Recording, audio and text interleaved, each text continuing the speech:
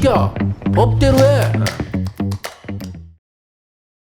저희 이제 두 번째 이슈예요. 두 번째 이슈는 이 문제도 좀 쉽지 않은 문제일 것 같은데, 이 문제는 그 취객액이 네. 이제 만취되면 경찰에 신고가 되잖아요. 네. 그렇게 했을 때 그런 사안들 중에서 취객이 사망하게 되는 사고들이 있어요. 네. 그렇게 됐을 때 요게 이제 소송까지 가게 됐는데, 그러면 이 문제에서, 이 사안에서 경찰의 책임은 도대체 어디까지이냐, 이런 문제를 한번 논의를 해보려고 해요. 서초구 중앙지방법원 네. 법정에서 그 남편을 잃으신 아내분께서 남편이 목숨을 잃은 건 경찰의 과실이 명백합니다라고 이렇게 아내분이 네, 주장을 네. 하셨다라고 해요. 이 부부께 어떤 일이 있었다고 하죠? 이 아내분이 예. 남편이 이제 지난해 5월 달에 예. 서울 종로구에서 네. 회식이 끝나고 술에 취해서 귀가하다가 예.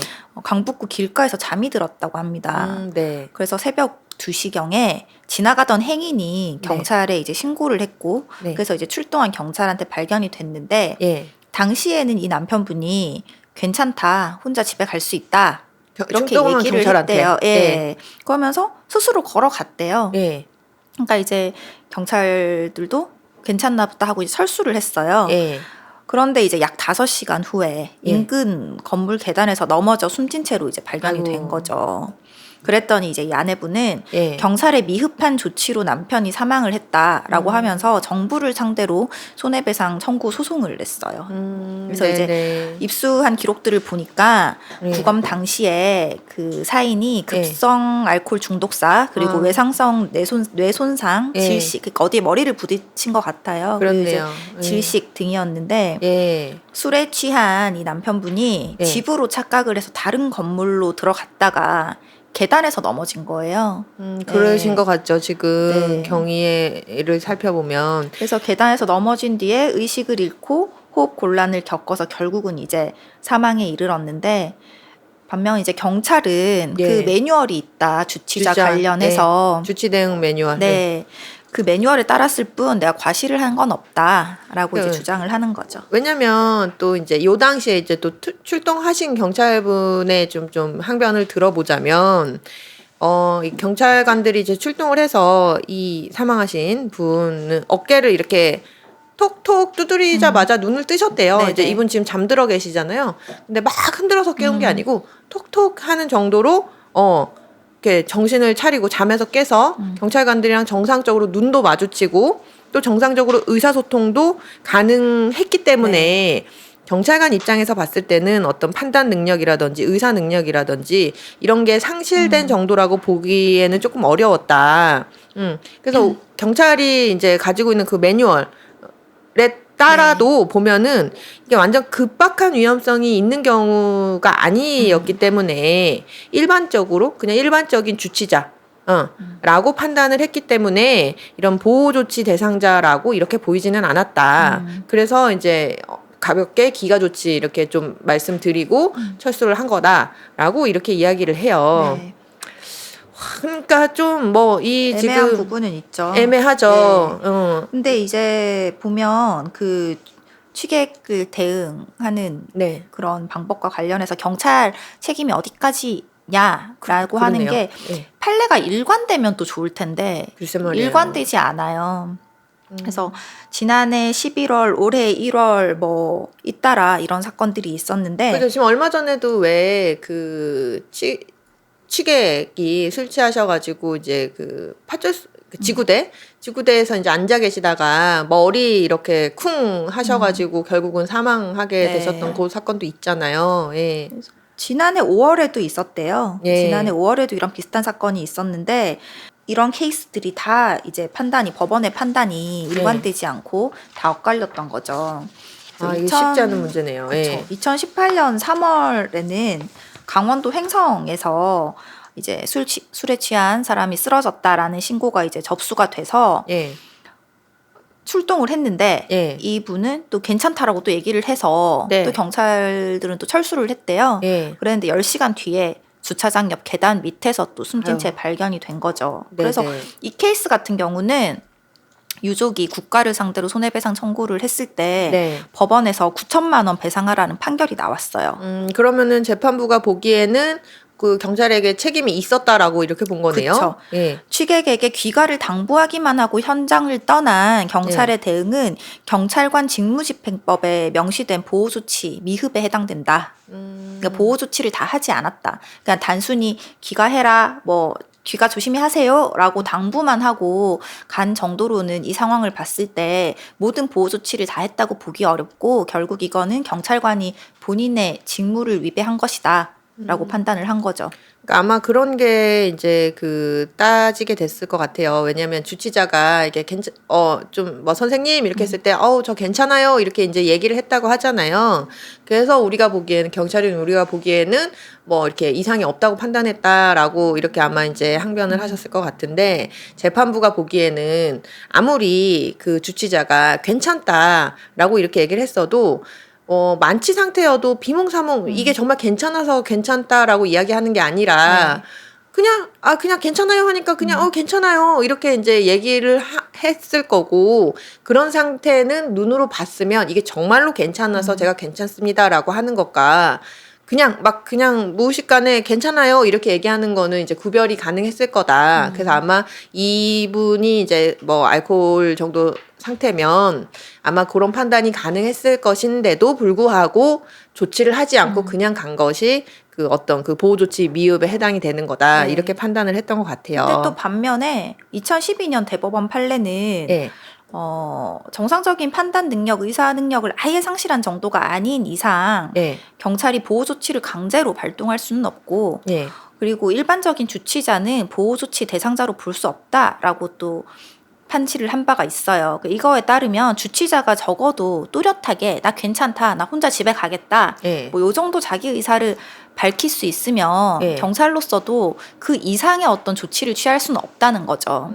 그럴 의무가 없다. 네. 그리고 이거 사실 보호 조치를 취해야 되는지 말아야 되는지를 판단이. 경찰분들 개개인한테 판단하게 하는 게 사실 좀 무리가 있는 게 맞습니다. 말을 또렷하게 해도 왜 그런 주변에 봐도 그런 사람마다 사람들이 다르잖아요. 있어요. 진짜 만취고 기억 하나도 못 하는데 겉으로 보기에는 너무 멀쩡한 사람들이 있단 말이에요. 있죠. 이미 정신은 내 정신이 아닌데 네. 얼굴 그대로고 말투도 또렷하고 그대로고. 근데 이미 너무 만취해 있는 그런 경우들 주변에서도 되게 많잖아요. 맞아요. 예. 그래서 참 이게 어려운 일이긴 하죠. 이게 그러니까 말씀하신 것처럼 그 어떤 사안이 생겼을 때 거기에 출동한 경찰관 개개인의 판단의 문제 그리고 또 그 주치자 개개인의 상태가 너무 다양할 수 있다는 거예요. 그쵸. 예. 그래서 뭐 요거를 어떤 기준이나 이런 걸 마련해 놓지 않게 되면 이게 계속 이런 문제는 끊임없이 계속 발생될 수 있다라는 거죠. 그래서 제 개인적인 사견으로는 네. 어쨌든 이런 케이스들 행인에 적어도 어떤 신고를 받고 출동을 한 케이스들은 네. 일단 이 개인이 뭐 일어나세요, 모여서 이러시면 안 돼요 라고 깨웠는데 일어나지 않았거나 네. 혹은 집도 아닌데 정신을 못 차리고 누워있을 정도로 어쨌든 만취한 거는 맞잖아요. 네. 그래서 그렇게 신고를 받고 출동을 한 경우는 일일이 이분들 어떻게 다 집에 데려다 주겠어요. 이분 그렇죠.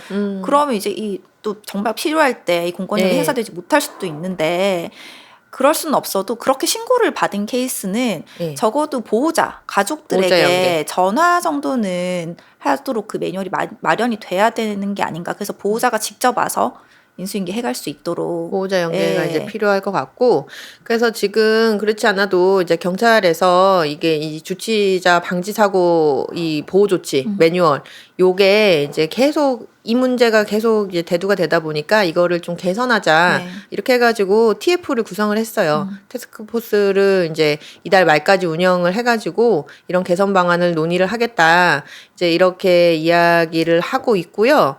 근데 이제 이 선이 어느 정도 선일 것이냐라고 했을 때 저도 변호사님 말씀하신 것처럼 그러니까 이런 목소리가 있죠. 이런 주치자들을 일일이 다 뭐 집에 기가 조치를 시킨다든지 뭐 이렇게 하는 거는 그러면 일각에서는 그 시간에 정말로 막 중범죄가 발생을 했을 때 인력이 거기에 재빠르게 이제 투입이 되기 어렵거나 이런 이제 낭비나 손실이 발생하는 부분이 있기 때문에 그런 것들을 일일이 다 하기는 어렵다. 저도 거기에 이제 동의를 해요. 그래서 최소한은 변호사님 말씀하신 것처럼 보호자한테 연계하는 것까지는 좀 필요할 수 있을 것 같고요. 그런데 이제 그거보다 조금 더 보다 근본적이고 제도적인 방안 역시 필요할 것 같아요. 왜냐하면 결국은, 이런 문제거든요. 경찰들이 술 먹은 사람까지 일일이 다 공권력인 인력을 투입을 해서 관리를 할 필요가 있느냐가 지금 반론이잖아요. 그렇죠. 그러면 이 업무를 경찰에게만 한정시킬 것이냐의 문제를 한번 생각을 해볼 필요가 있을 것 같아요. 그래서 이제 외국 같은 경우는 이런 업무를 이렇게 경찰에게만 한정시키는 게 아니라 뭐 소방 당국이라든지 의료 당국이라든지 이런 쪽으로 이제 조금은 주치 상태와 연관이 되어 있는 문제를 다룰 수 있는 다른 어떤 기관과의 연계를 조금 해갖고 경찰 인력이 뭐 요런 데에 좀 소모된다든지 이런 것들을 개선하는 방안을 논의를 하고 있단 말이에요. 그렇죠. 이런 어떤 우리나라도 좀 제도적인 부분들, 예를 들어서 그런데 사실은 소방도 마찬가지죠. 좀 불났는데 만약에 막 이렇게 시급한데 거기 못 나가고 주치자 이렇게 대응해야 되느냐 이런 목소리도 있지만 좌우지간 어찌됐든 간에 우리 국민들이 술을 마시는 건 개인의 선택이었어요. 그렇지만 그런 말미암아서 어떻게 생명이 좀 잘못된다든지 이런 건 좀 만약에 방지할 수 있는 좀 효율적인 방안이 있다면 그러니까 방지를 하면 좋잖아요. 경찰, 소방, 이런 의료 이런 것들을 어쨌든 각 지자체가 그렇죠. 좀 안에서 그런 시스템을 연계할 수 있는 예. 이런 시스템을 만들어서 좀 효율적으로 운영하는 것도 대안이 될 수 있죠. 근데 예. 이제 가장 큰 문제는 비용이겠죠. 비용의 예. 문제죠. 맞아요. 예. 그래서 만약에 앞방에서 김복준 교수님이랑도 늘 이야기하는데 조금 이런 이제 의무 없는 일이라고 얘기하면 좀 그렇지만 의무 없는 일을 이제 행하게 되면 근데 예를 들어서 이분이 사망하게 된다거나 이렇게 하면 구호 조치라든지 당연히 그런 의무가 생기죠. 그런데 그럴 것인지 말 것인지를 아직 모르는 상황에서는 이제 꼭 그렇게까지 해줘야 돼? 라는 이런 부분들 있잖아요. 그런 부분들은 그래도 방지하기 위해서 하고 그런데 아무 일이 생기지 않았다라고 해서 하면 거기서 이제 발생한 어떤 비용들은 본인한테 부담하게 하면 되잖아요. 그렇죠. 예를 들어서 주치자 분이다 이렇게 하면 그분이 귀가를 해야 된다라고 하면 예를 들어 택시를 타고 간다 이렇게 하면 비용이나 이런 거 들 거 아니겠어요. 근데 그분들 안전하게 이렇게 귀가 조치했다라고 하면 거기에 따른 어떤 비용은 본인이 부담하시고 또 그분의 어떤 안전이나 이런 부분은 어떤 공권력이 이렇게 좀 보호해줄 수 있는 부분에서 보호를 하고 이런 중재안이라든지 이런 게 발동이 되면 되지 않겠냐는 거죠. 근데 이게 참